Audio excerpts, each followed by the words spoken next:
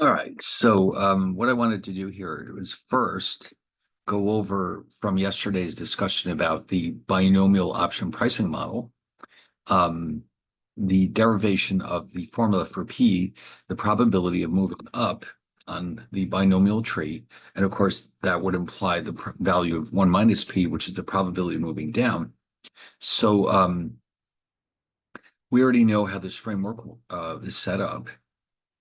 And so keep in mind that this binomial option pricing tree is designed to replicate the Black-Scholes model. And then in addition to that, provide us with the ability to price American options. So what's happening? Why is this formula P, the one I showed you yesterday, why is that correct? So remember, we saw that it is equal to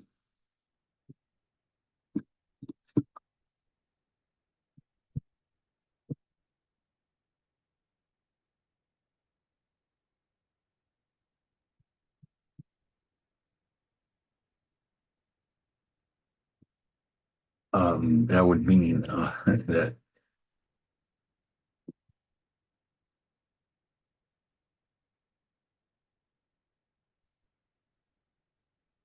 okay. Well, where did that come from? Well, first of all, let's remind ourselves what these mean. R is the risk-free rate of interest.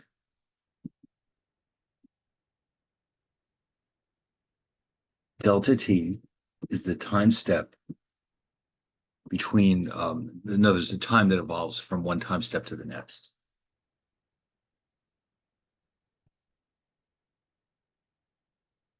So if you had, for example,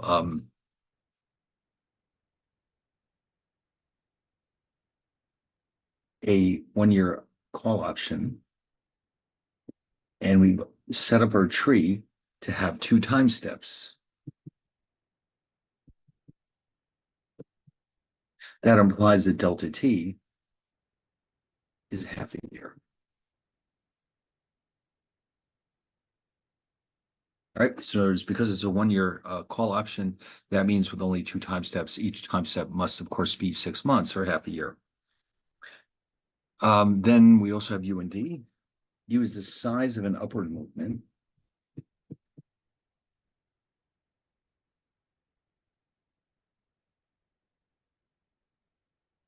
And we saw yesterday that in Cox-Russell-Rubinstein's model, that is equal to e to the sigma radical delta T.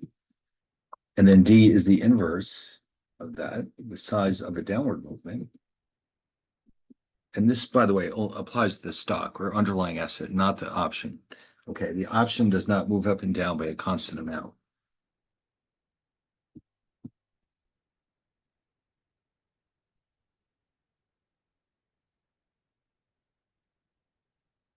And that therefore would be e to the minus sigma radical delta T. Okay, so this is the mystery part. Where did this come from? This is the price, the probability moving up, and the 1 minus P obviously is the price, the probability rather of moving down.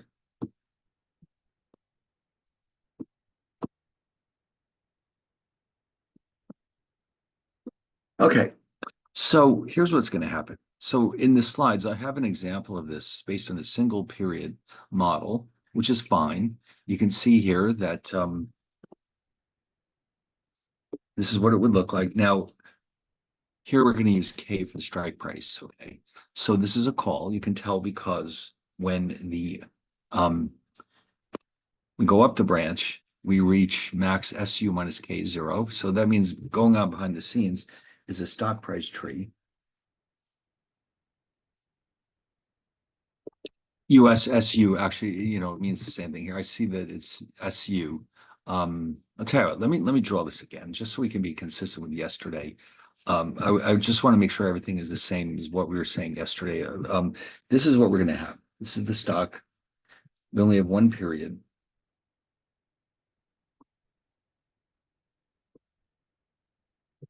We only need one period actually to prove what we're about to do.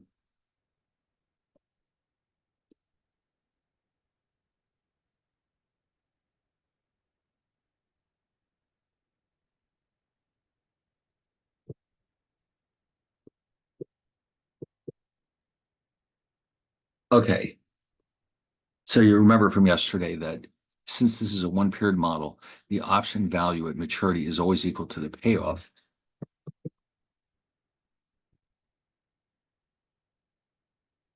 I'll just stick with X because we used X yesterday. And then down here we have max ds minus X and 0. Now, here's one of the interesting things about what we're about to do. The probability we saw yesterday is referred to as a risk neutral probability. It is not, you'll be shocked to hear, the actual probability of an upward movement. And so in order to illustrate that, we're going to let the letter G represent the real or actual probability of going up, and 1 minus G is down. And what we're going to prove here is something very surprising.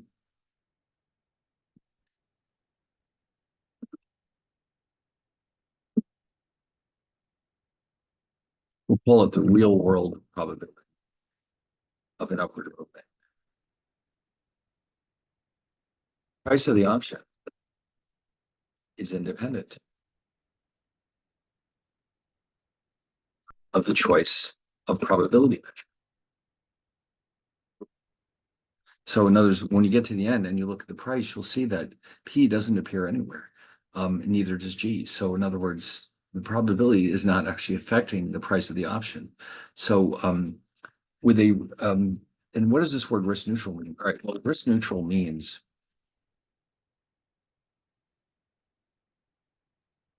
the risk preferences of investors who are indifferent to risk. And what does that mean? It means that they would accept same return from risk-free or risky as risk-free assets. Okay, so what, in other words, imagine the following situation. Suppose that a treasury bond has a yield of, let's say, 4%. Actually, I should have specified a 30-year. A corporate bond rated, let's say, double B, which is very bad, by the way. In reality, typically offers a much higher coupon or a higher yield to compensate investors for their risk. Suppose that in this case, the yield of double B bond is, let's say, 10%. Now, in economics, we have three basic categories of risk preferences, as they're called. All right, so here's how this works. Risk averse means investors require a higher return to invest in risky assets.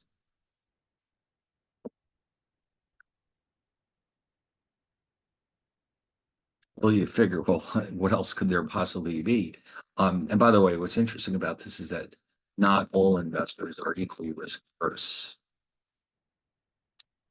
Some are terrified of risk, and some of them are not scared of it, but they still require more compensation to hold a risky bond versus a safe bond. But all of them can agree on one thing. All across the board, all these risk averse investors can agree we must have a higher return in order to buy a risky bond. The question is how much higher. Nobody in the right mind, in this group at least, would buy the triple B or double B bond if it only offered a yield of 4%, let's say. But then the risk neutral investors who do not acquire a higher return, to invest in risky assets. Wow. So in this case, they would accept a yield 4% from the double bond. Wow, that's interesting. And then we even have a third possible category called risk-seeking investors who enjoy gambling so much who would actually accept a lower return. That's the risky assets.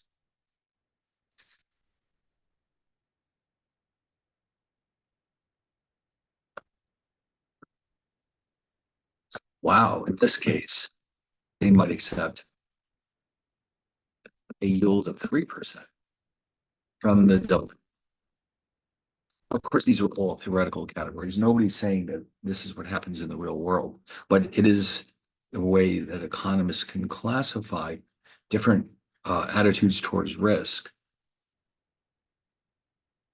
And so the interesting thing is, if we did find an investor who was risk neutral,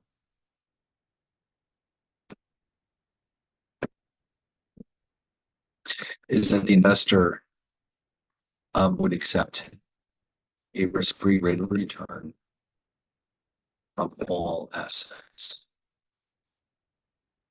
Now, here's the interesting part. In the Black-Scholes model,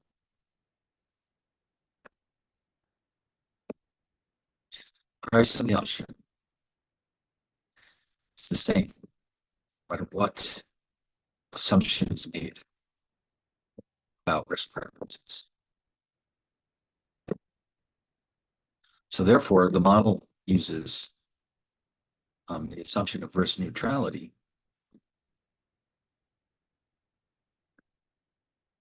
because it avoids the need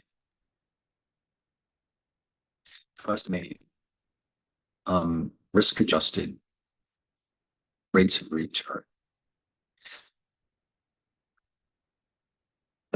In other words, the cash flows from all assets can be discounted at the risk-free rate of interest, which, if you remember, is simply the yield on treasury securities.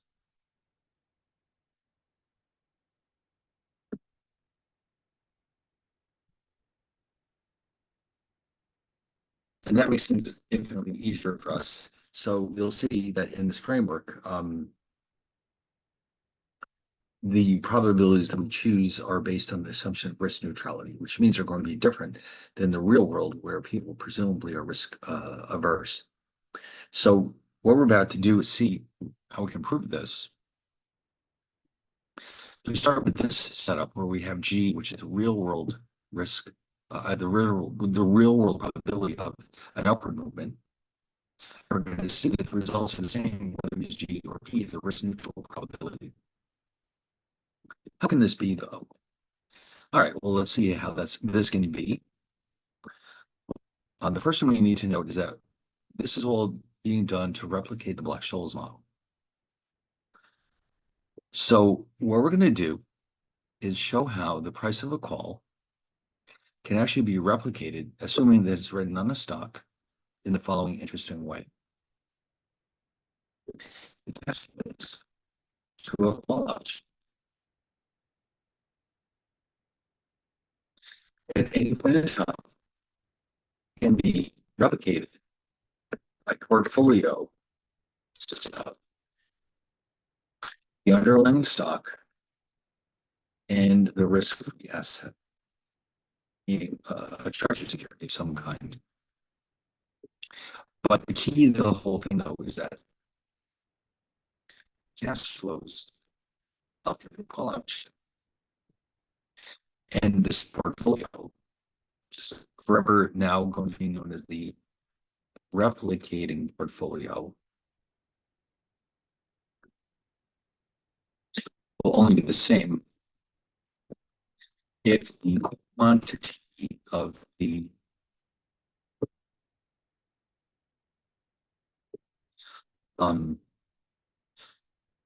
underlying stock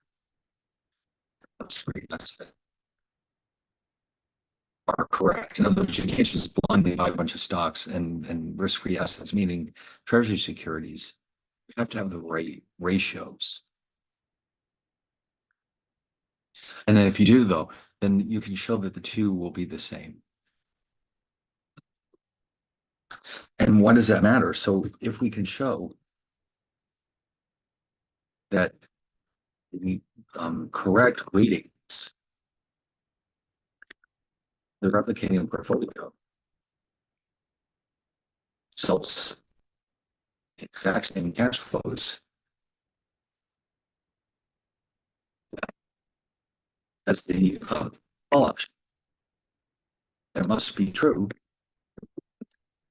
that today, price of the call equals the price of the replicating portfolio. Otherwise, as we've already seen, there will be an arbitrage opportunity,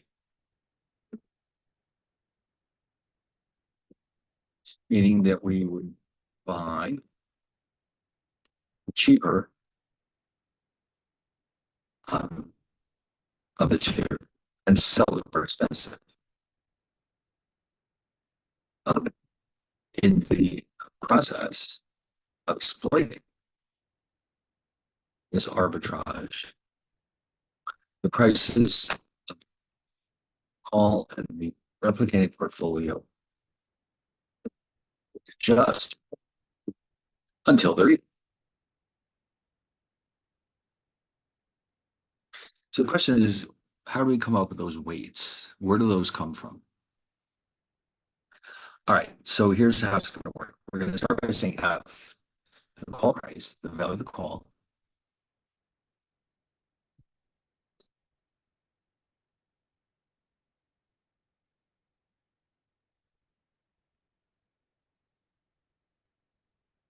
Now, if you notice, we still don't know we're going to solve for these by solving simultaneous equations.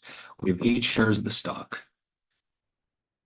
which we don't know what that is just yet.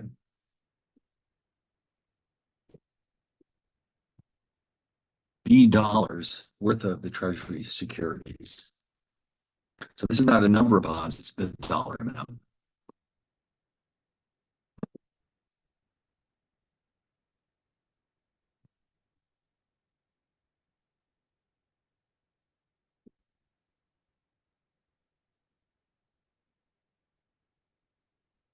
Okay, so how do we know? Let's prove this. And H is referred to as the hedge ratio. So um, that being the case, the price of this portfolio is HS plus B, meaning that we have 8 shares of S, the stock, and B dollars worth of the bond.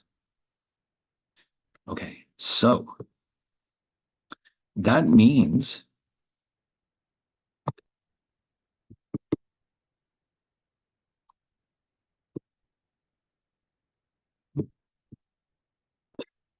okay, let's see if we can get Word open here.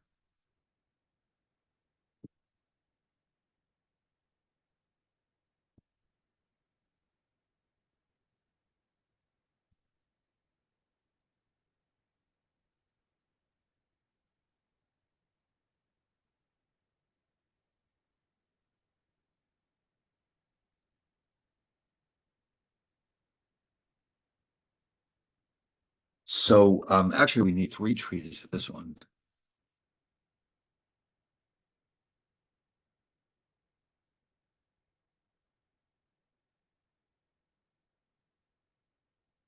Now in the upstate, if the stock goes up, the stock will be worth US. Now the bond will earn the risk-free rate of interest. So its future value is okay. And then down here,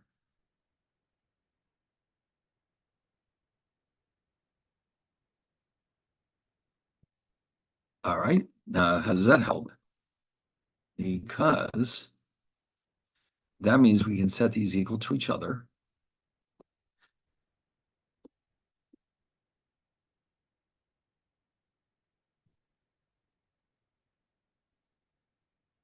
You can see that now we'll have enough information. We can solve for 2 simultaneous equations.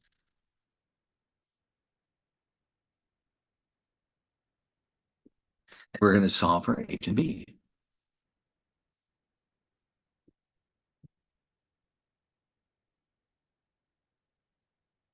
And so the portfolio has 8 shares of the stock, which, by the way, we're allowing for the possibility that it could be fractional, a fractional amount. We're also allowing for the possibility that it could be negative. So in finance, there's a way we can carry out something called a short sell, where we're actually selling shares of a stock that we don't own. Of course, eventually we have to replace them, but it can be done. So negative number of shares is not that bizarre. Anyway, so let's see what this turns into. Now, the way it stands right here, it's going to be a mess. I'm just going to jump ahead and show you what the results are. Yeah, let's speed things up. I just showed you. Um,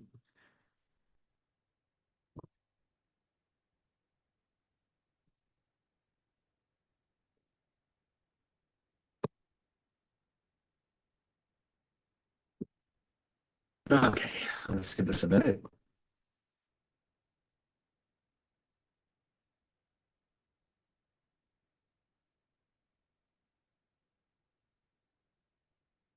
or two. Here we go.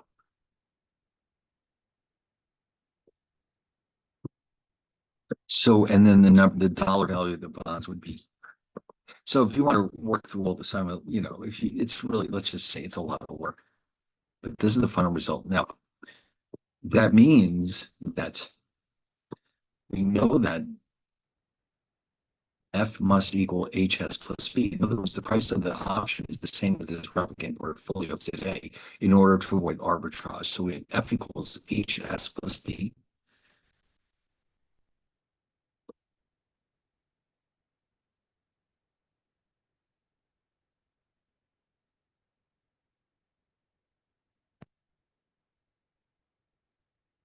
And we know that again because we know that their cash flows will be the same in the future. Now we plug in these two terms that we just created, and when all the dust settles, this is the final result. And again, if you want to work through all the tedious algebra, you can certainly feel free to do so.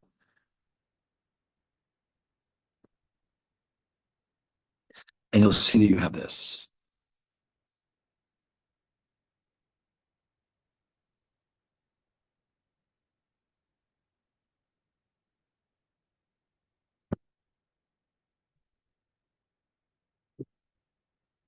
We saw this a lot yesterday.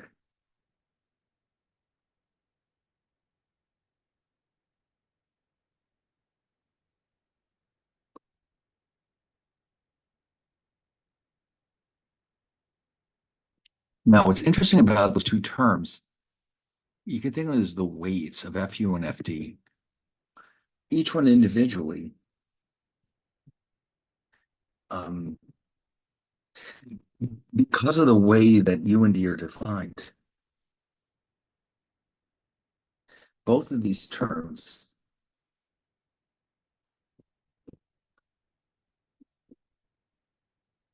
are bounded between 0 and 1, and of course they add up to 1 as well.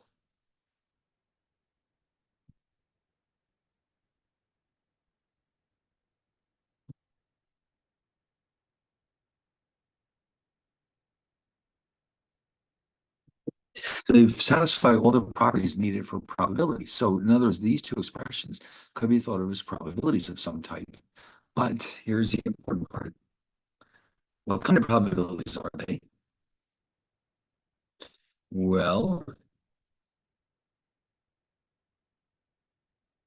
keep in mind that when you look at your stock tree, by the way, S delta T means the price of stock delta T in the future. That's notation is a little different, but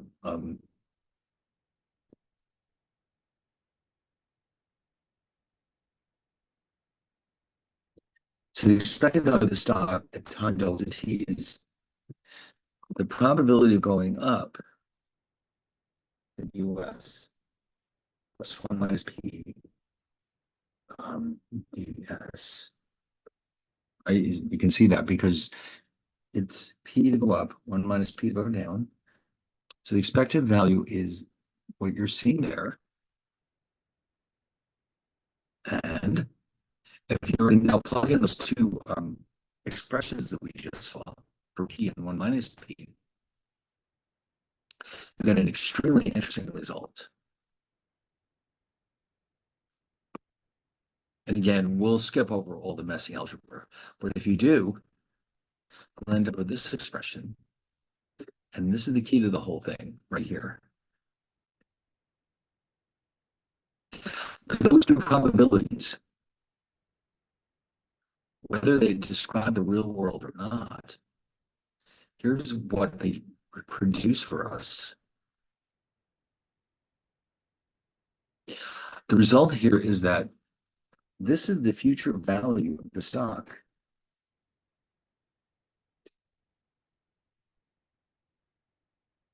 When invested at the risk-free rate. If you sold the stock and collected S dollars now in one time period, and you use it to buy a treasury bonds, this is what it would be worth one period in the future.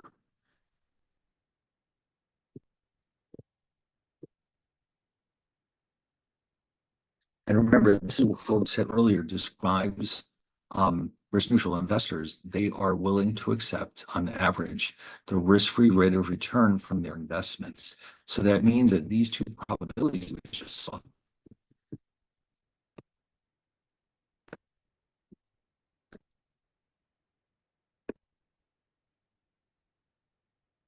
can be interpreted not only as probabilities, but as risk neutral probabilities. They are the only probabilities consistent with risk neutrality. And since we got through saying just from before that the value of the option is independent of risk preferences, we can make any assumption we want about risk preferences. Therefore, we will choose for convenience risk neutrality, and therefore these are the probabilities that we use on the trees. Okay, so that's where they're coming from. These are risk neutral probabilities, and they're used to assume that investors are risk neutral, which we are here.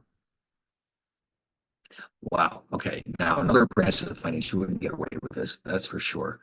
But here, because these are derivatives, their values do not depend on risk preferences. We can do this and come up with the correct results. And we can show that if, the results that we have are enforced by the lack of arbitrage. All right. So that's the argument of those mysterious probabilities. So I wanted you to see how that works.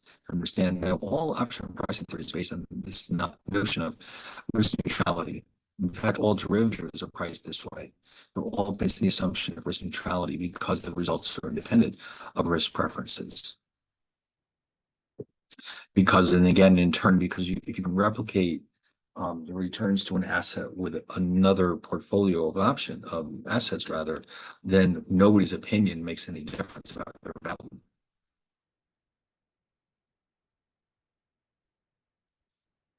Okay, anyway, it takes a while to get used to this idea of risk neutrality, but and you notice it doesn't matter if this is happening in the real world or not. It's not going to affect the results of our option pricing models. Now, here's what we need to do now. We're going to jump ahead to this last topic. We don't have really time to investigate the trinomial option pricing model. It's basically an extension of the binomial option pricing model where we have a third branch on the tree. And for some types of applications, that gives us more power and flexibility, but it's a lot more complicated. Instead, I want you to make sure that we cover Monte Carlo simulation, at least introduce it, because it is a very interesting way of getting at results without having the requirement of a rigid model. Instead, we're basing all of it on assumptions about the statistical properties of the assets that we're pricing. So, Monte Carlo simulation. So we're going to just touch on this. I mean, it's a very deep area of study. And I did mention, I think yesterday, that this approach is very useful for pricing what are called exotic options. Now, before we go any further into Monte Carlo, I would like to at least show you what I mean by exotic, or at least a few examples. Okay, so it looks like that the Monte Carlo notes are not open. I have the exotic options file here, but not Monte Carlo for some reason.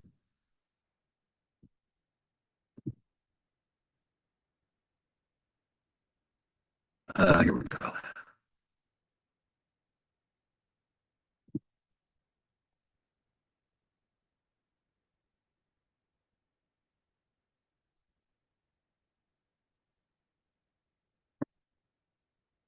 Oh, no, there it is. Okay.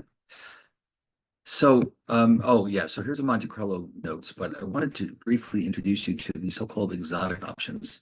They're kind of interesting. And you might think, well, why do people buy these? Well, they have very specific needs. They're trying to hedge some very strange situations. And there's quite a few of them. You've got forward start options, which start at some point in the future. You can think of it as an option on a forward contract. Compound options are options on other options. Future option is one that lets you decide in the future whether or not you want your option to be a call or a put. The one I want you to really see here, because you'll find this very interesting, I think, is the so-called barrier option. There's more here too, but the barrier option, I think, is one of the more interesting ones. And you're going to see exactly what it means to be exotic when you see this thing. So um, you might be hard pressed to figure out why you would want to use this thing, but it's good to know that these exist. So a barrier option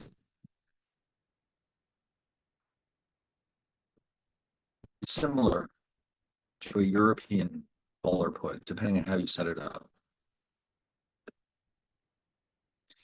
except that the value depends on the entire history of the stock price, let's say,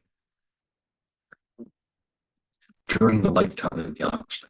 Not just what is it equal to at the maturity date, but the entire history during that the lifetime of the option.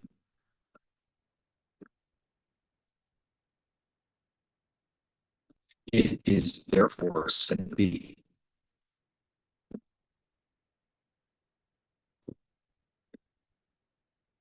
path dependent.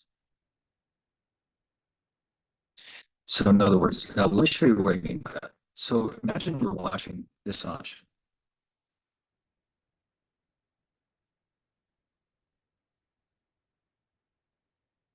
So time is elapsing.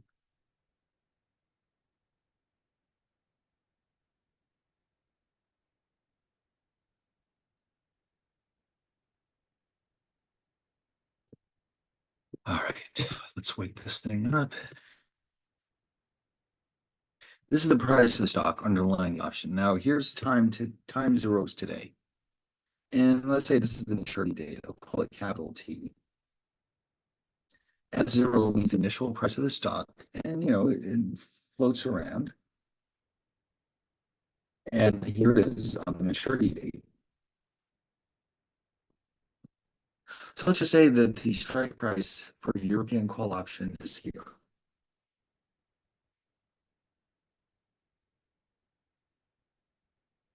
So the maturity date, the payoff,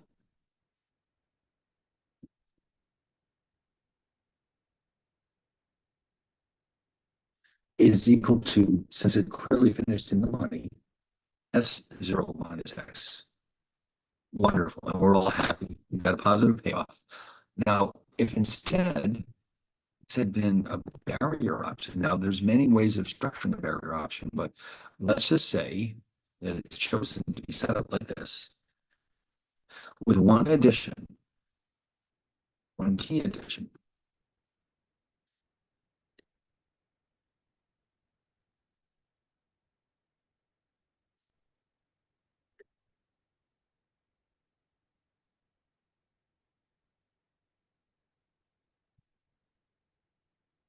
I'm going to set up, in addition to the strike price, I'm going to have what's called a barrier.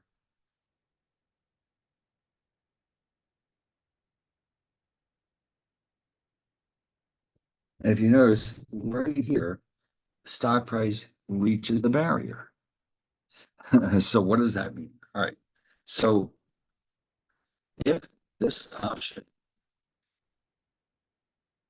is set up as a knock in knockout option, then it will have the same value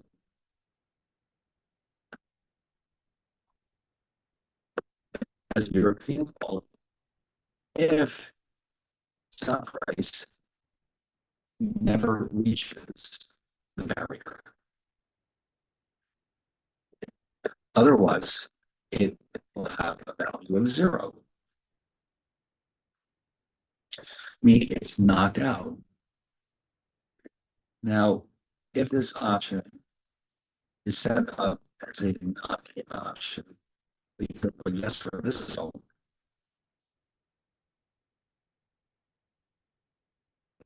Then it will be worth zero unless the stock price reaches the barrier. Then it will have the same value as a European call option. In other words, the option is knocked in. So whether it becomes valuable or not when you reach the barrier depends on whether it's a knock-in or knockout option. Wow, that's bizarre. So you can see that while if this was a European call, we definitely get a payoff. Whether we get a payoff here depends on whether it's a knock-in or a knockout. Okay, so you can see why it's called a path-dependent option because it's not just where did we end up, but how did we get there? That starts to affect the value of the option. Now you can see there's no way that Black-Scholes can handle this, and neither could the binomial option pricing model. We need something different. Now, Monte Carlo is really well suited for modeling path-dependent options because, as you'll see in a bit,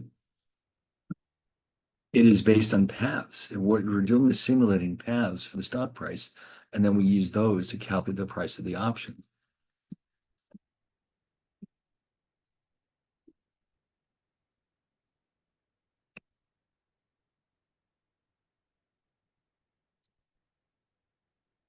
Okay, so in other words, with Monte Carlo, we're going to use statistical methods to do something like this.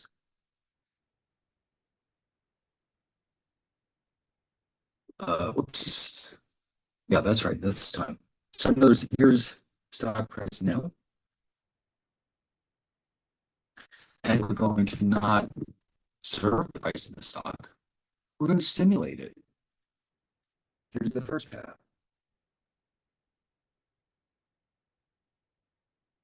Then we go back and do it again. Here's path number 2. And then here comes path number 3.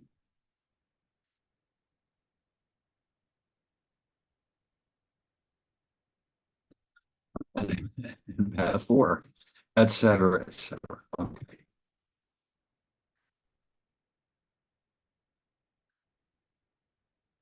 When you're done, what you have on the maturity date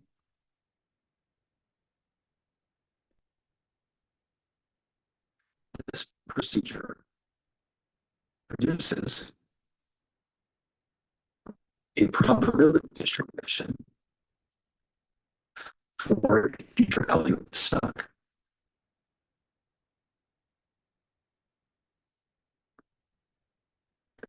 So what we're going to do is now we're going to assume that each one of these paths is equally likely to occur. So average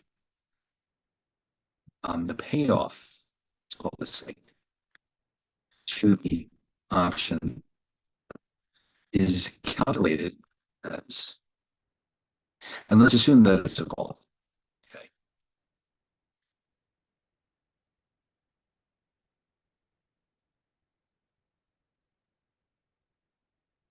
S average minus X 0. Okay. And then the call price itself is the present value of this average payoff.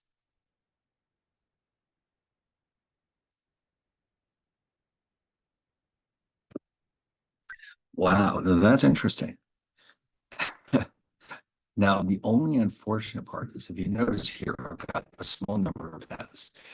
Um, this is the real sticking point in Monte Carlo, what holds it back from being used in more different applications.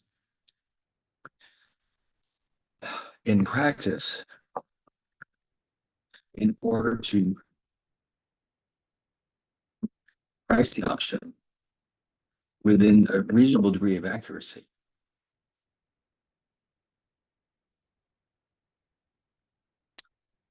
the number of paths required can be enormous, potentially in the millions.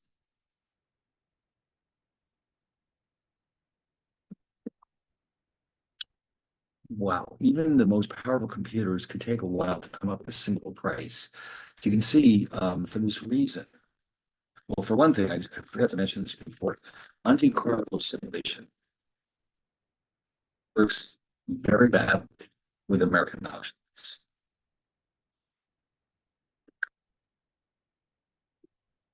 It does a good job with European options, but takes an extremely long time. So why would you bother when you've got black holes? Therefore, is often reserved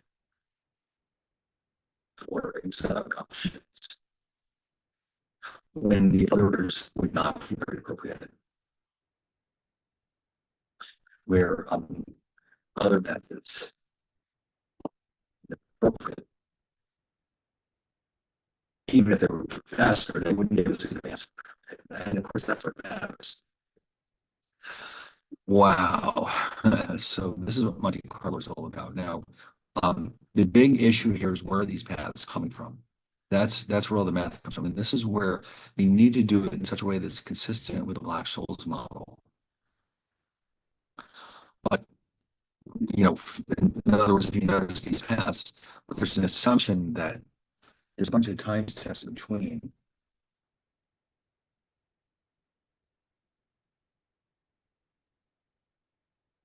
The path isn't going directly from today to time t. It's stopping. We stop along the way. We have new results.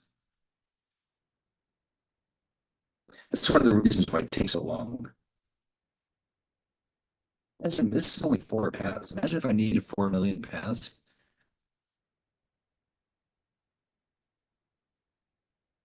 Okay, you kind of get the idea here. So this is what Monte Carlo is doing. So now what I'd like to point out here is that now since we're getting so desperately short on time, it's really sad because there's so much more fun material that we can do here. I found a second assignment that we can do, but first I want to point out, let's go back to um, Blackboard. We're going to use this. And one thing I also noticed that when I was trying to download these files, I noticed that the Excel spreadsheets were refusing to let me run the VBA components. So what I did here is I wrote this document called Delta code. And what you're going to see here is the VBA code that calculates the price of, the value of a delta for a European call option. So this way, if you can't open the file directly, you can copy this into a module, right? And you can see it's right there. And but this is coming from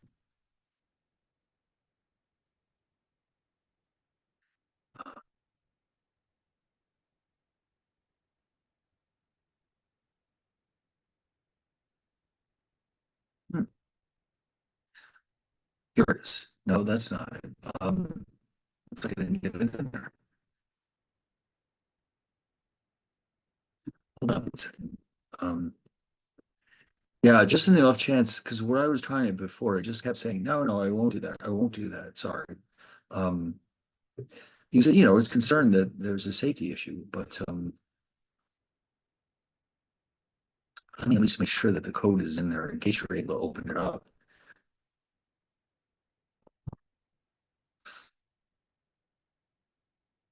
All right, hold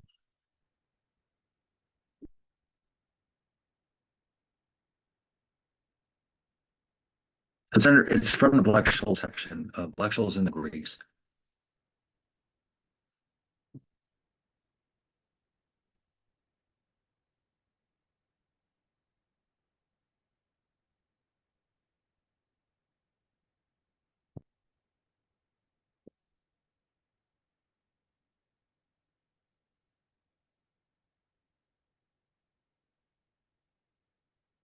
There it is. I called it Delta assignment and I never put it up. Okay, I'll do that right now. What it is, it's just the same code, except that it's actually in the spreadsheet. So it could save you some typing if you can convince it to work. If not, you got it right here. Now, what's the point of this? What I would like you to do is take that code and rewrite it, and it will only take a very minor change to calculate the delta of the put. Okay, in other words, this one involves a call, and there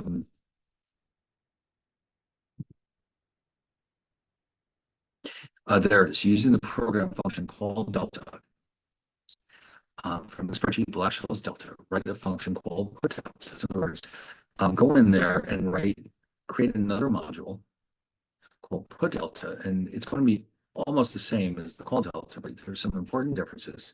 What you're going to do is rewrite it and then run it on the same spreadsheet. The call part, you can execute the call. And by the way, even if it doesn't let you look at the VBA code, it'll still let you look at the spreadsheet and show you what it looks like.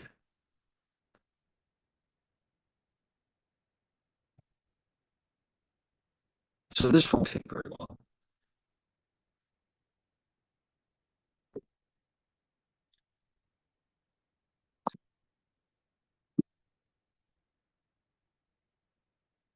Okay, if it ever opens up.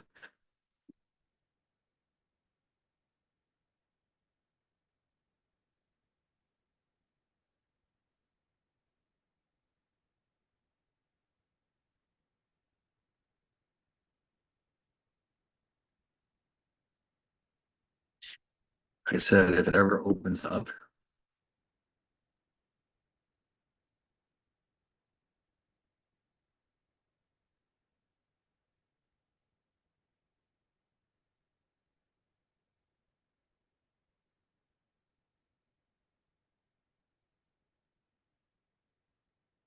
Oh, I apologize. This is the wrong one. And you can see it might do this. This is what I'm concerned about. Nope, sorry, that's the wrong one. It's supposed to say call delta assignment. I just clicked on the wrong one. Let's try that again. No, it never, you know what it is? It never made it into the downloads. That's what the problem is. Um, unless it's up here.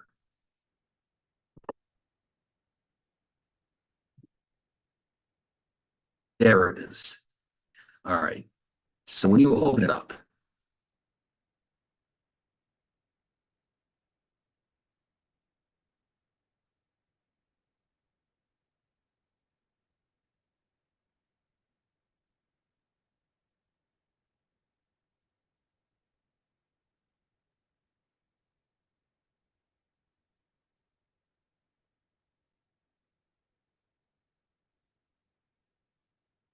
now if it gives you this crap, don't just ignore it. Just try it again. I don't know what that's all about. It's just it gets like that sometimes. Just try it again.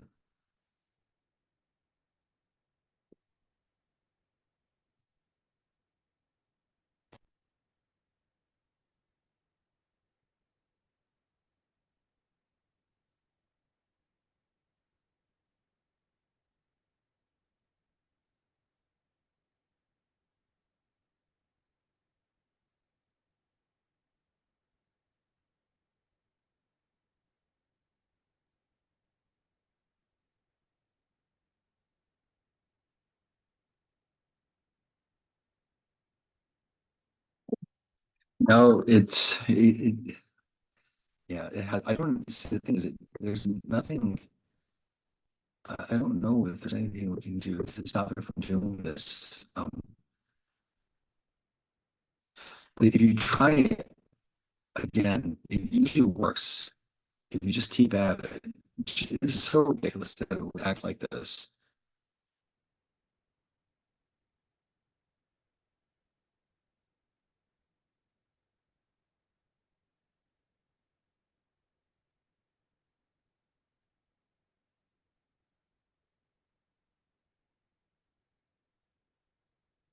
And it won't open. I mean, we do have the code. That's the bottom line. But I wanted you to show you how the oh, for God's sakes. All right. This is why we have to do it separately. All right. All I wanted you to do is this. Um, well, if it's gonna be like this, I'm gonna have to tell you what information to put into it.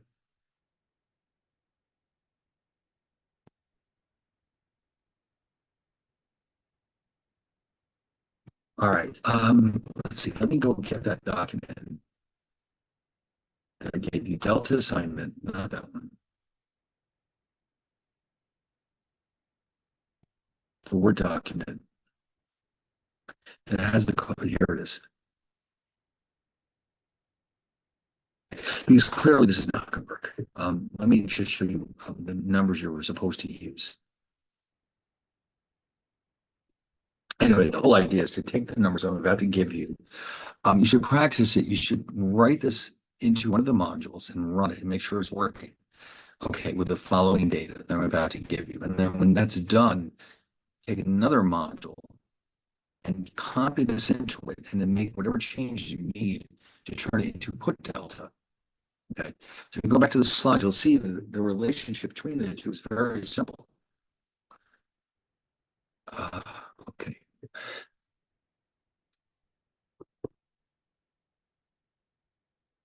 And that even open or what?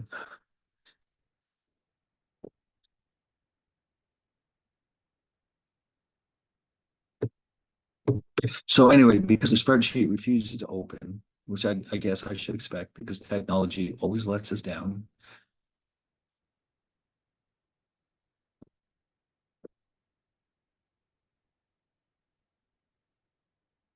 All right. So just to make it crystal clear, this is your function, but the numbers you should use are these.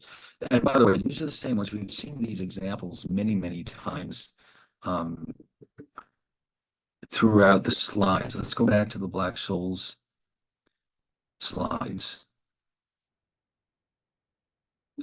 And this is like the first, or actually the second one that we, no, actually it was the first one we did.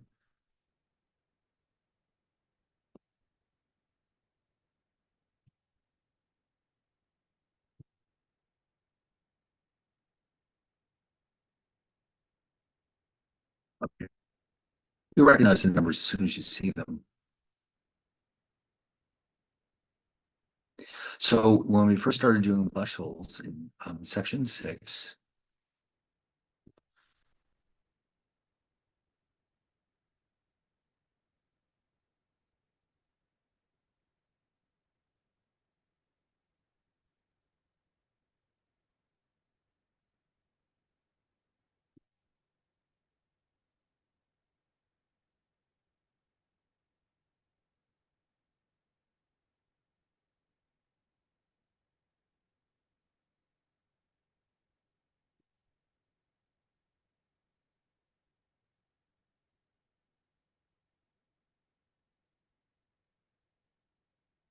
it's this one, what I call Black Scholes example number 1.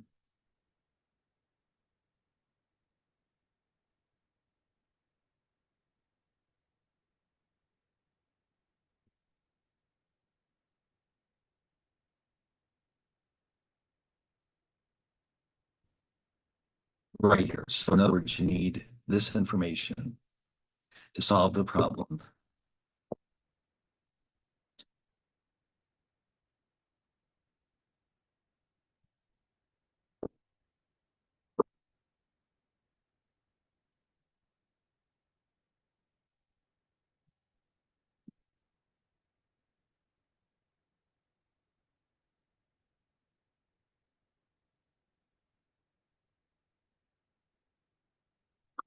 Actually, let me do this one slightly differently.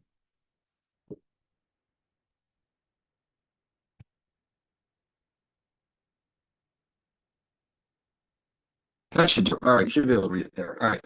So now I would like to point out to you though, and just as a quick reminder, delta, the call delta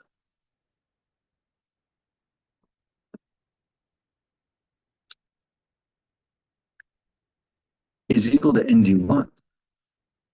The put delta is ND1 minus 1. So the code up here creates call delta. You're going to just make a very simple modification to turn it into a put delta. Okay. So that's what I wanted to point out here. So I'm going to save this with a new name and put it back on your blackboard so you can read it, even if the spreadsheet refuses to open. And then so what you're going to do is go in there, open up a module, copy the code for call delta, run it, make sure it works, and then write your own code in the second module for the put delta. And just keep in mind that the two are very, very similar. Very similar. It couldn't be much similar, more similar, but at least it gives you, again, a sense of how to run a VBA program, how to create a function, how to execute it on the spreadsheet. So it's good practice. So let me,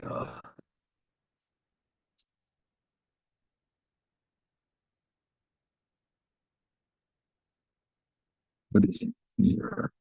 All right, I'm going to change the name to call Delta Cold with data. That way there's no doubt in your mind what it is.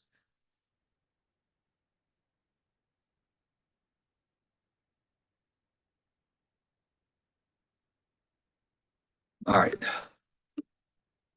So now I can go put it back into your Blackboard, and then you should be all set. Now remember, everything needs to be done by Sunday night. So I might come up with a third problem to work on. I'll let you know tomorrow morning.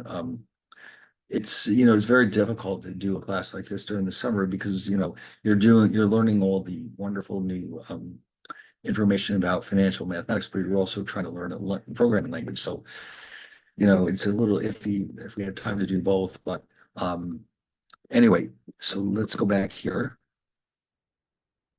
to Blackboard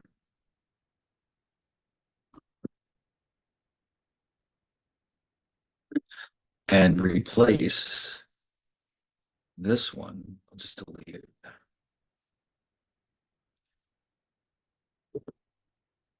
with this one I just created.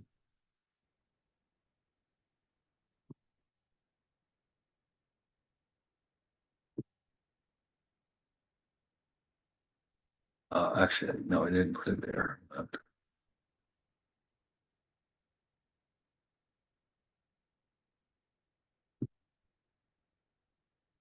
There we go.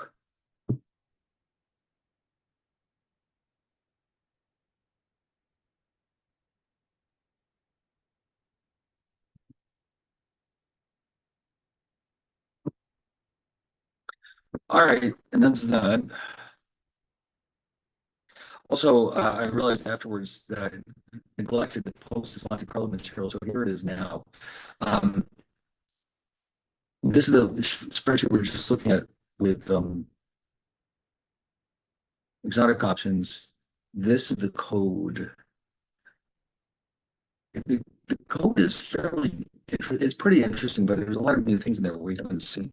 Also, I just realized that the actual notes are missing. Let me get those out.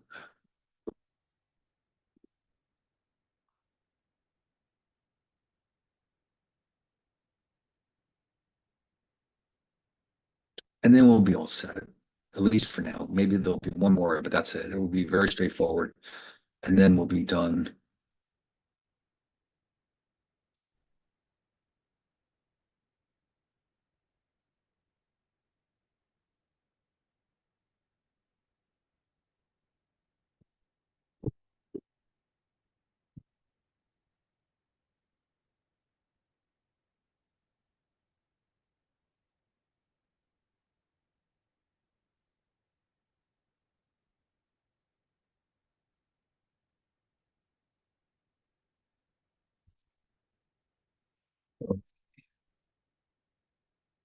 I think the problem is that the Zoom is wonderful as far as it goes, but it really must be swallowing up all of my memory on this computer because it is just as slow as molasses right now.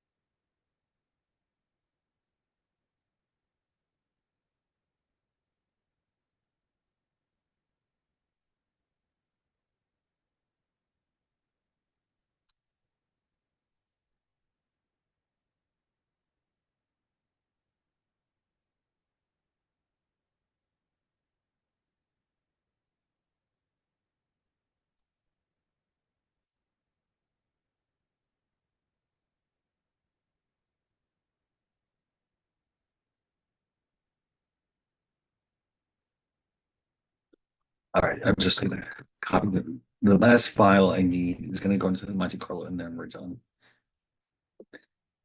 Oh my God, it might take 20 minutes, but I'm gonna do this.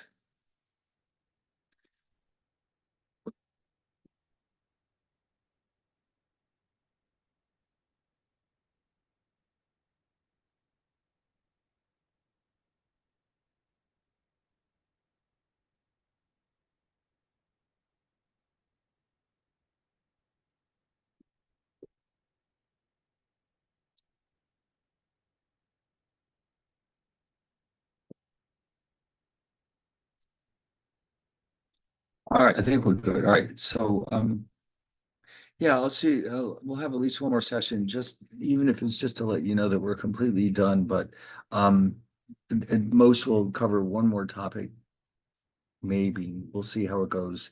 Plus, but we'll have to wrap up our discussion about the assignments. I was hoping to have at least one more, but I'll let you know tomorrow how that's going to work. So remember, everything is due on Sunday night, and then so far we have the two of them, and then we'll be done. All right. So I'll see you next time.